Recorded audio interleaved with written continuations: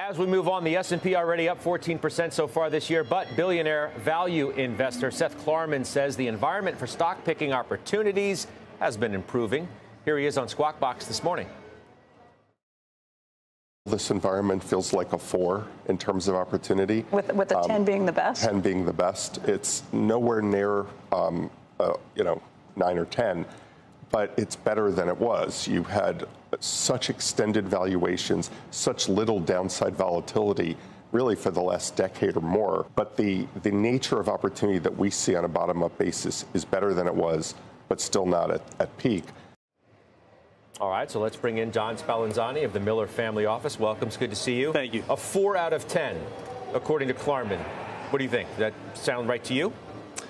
I don't know, but he also said there hasn't been a lot of volatility on the downside, which obviously we had a global pandemic.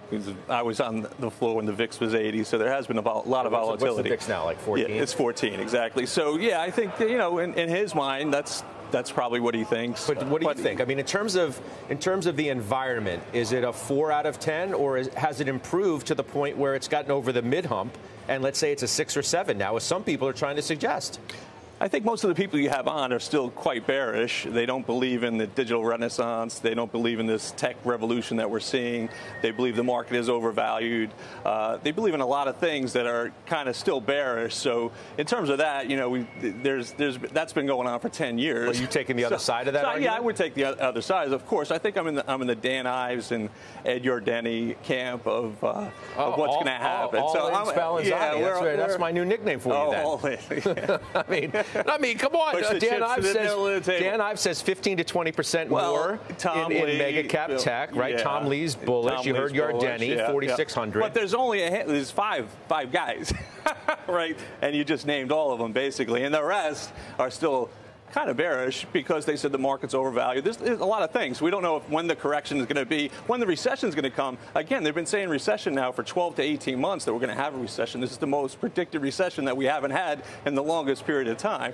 So that's really the other side of the story, that every time we say recession, it doesn't come. So that leads us to believe, well, maybe Cathie Wood could be right? Are we looking at the wrong indicators? Is she might be picking up zettabytes, and we're going from this big data creation that really is not factored into the ISM and other things. The global efficiency that ChatGPT and all these other Internet of Things, 5G was supposed to be a 5x move in terms of productivity. Nobody's even talking about 5G anymore. That's going to be a huge thing roll out as we go towards 2030. Now we have ChatGPT.